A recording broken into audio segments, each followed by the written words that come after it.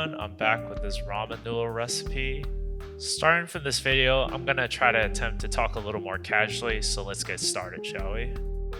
Word of warning everyone, this is labor intensive, but with COVID, I got all the time. I got gifted a pasta machine, which is why I learned how to make this, and even with it, it still requires a lot of effort. You could do it by hand, but if you try, good luck fam. First things first is weigh out 500 grams of bread flour. From what I know, bread flour has the necessary protein content compared to all-purpose flour to create a nice chewy noodle. Please use a kitchen scale, as it is really difficult to make noodles without one since you need to weigh everything accurately. I also use a sifter because I feel it makes the next step a little easier, but choice is totally up to you. For the next step, I suggest beginners to start with 200 grams of water. If you take the amount of water and divide it by your flour weight, you'll get your hydration ratio. Higher hydration ratios like 30 to 40% are easier to work with, especially when rolling out later. I use 185 because I've done this before, but for beginners, start with 200. Next ingredient is probably the most important one. It's called Kansui, which is a type of alkaline solution, and we'll add 5 grams of it. This brand I have is readily available in New York City Chinese supermarkets. If you can't find it, what you can do is use some baking soda and bake it on a tray at 250 degrees Fahrenheit for 1 hour. Fun fact for all my Chinese folks, but in Cantonese, this is called Kansui, and it blew my mind because I always hear Chinese people talk about this without knowing actually what it meant. This probably also explains why ramen noodles are very similar to Chinese noodles. One last ingredient is 5 grams of salt and mix everything together. So I'll try to explain why this ingredient is important. The kansui will have a reaction with the gluten in the flour and cause it to have like the springy, chewy texture you love in ramen noodles.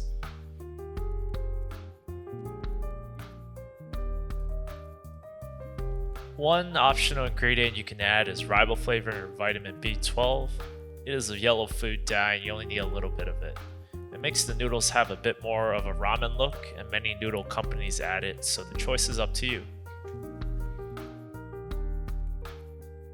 Start adding the liquid mixture, but not all at once. We want to hydrate all the flour, so take your time. Drizzle in some liquid and then let it mix for, like 10 seconds give or take, before adding some more. As you can tell, I'm using a KitchenAid, and I know not everyone has one of these because they're quite expensive. I got this as a gift, so I'm only using it to take advantage of it. Don't worry about it though, this is definitely possible with a hand mixer, or just even mix it with a fork or whisk. The end product should be a flour mixture that looks and feels a bit like wet sand. Try to use your hands to break apart any big clumps, and if you squish the mixture together, it'll stick a bit before crumbling. Now go grab a big Ziploc bag and put all this flour mixture in.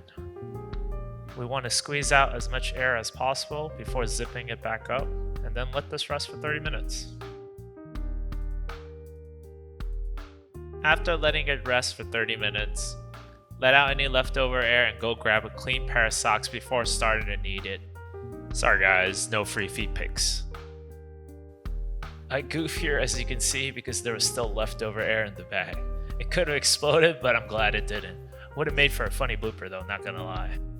After stepping on it for around 5 minutes, you should have 2 flat sheets like this. Let it rest again for another 30 minutes. After the resting period, dust the cutting board with some potato starch and get your rolling station ready. Take out your dough, and then I like to cut my rectangular dough into quarters before continuing.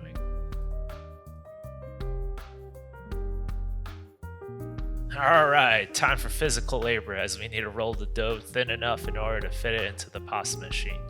We need to do this or you'll break your machine, and we don't want that now, do we? I like to do this step for all 4 quarters before rolling them out in the pasta machine.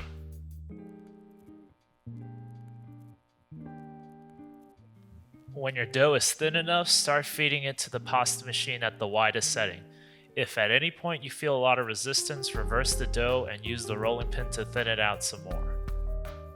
After feeding it once, turn down the knob thickness setting by 1 and feed it again. Do this until you hit the 3rd widest setting. Take the dough and fold it in half before rolling it out flat enough to fit in the thickest knob setting.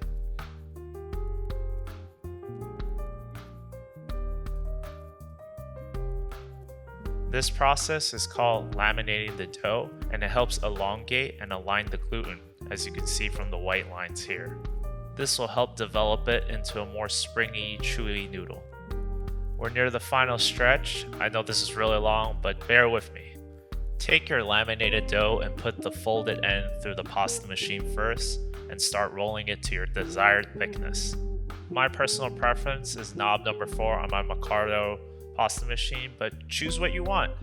You have your own freedom, so try to experiment with what you like.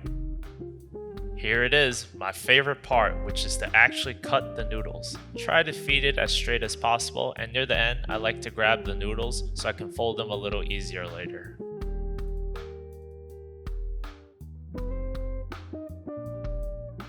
I don't know if this is the proper way to fold them, but I grab the middle of the bundle and twist both ends into this ball shape. Take some potato starch and put it on the noodles so they don't stick to each other later on. We'll need to rest the dough overnight before you can actually eat them. Repeat this for all your dough, and now you have homemade ramen noodles. This definitely requires some effort, but if you're willing to put up with all the labor, I personally think it's worth it. Fresh noodles boil relatively quickly. Mine take around 2 minutes, so make sure you test it. Whether or not you think this is worth it depends on how much you like ramen. During COVID, I couldn't really go to any ramen store, so I decided, screw it, I'm gonna just learn how to make it myself. Thank you to Where Ramen and my other online resources on guiding me on how to do this myself. If you're interested, please give this a try, and please like and subscribe if you enjoyed this video. I'll try to put out more simple recipes and guides in the near future. Take it easy, everyone.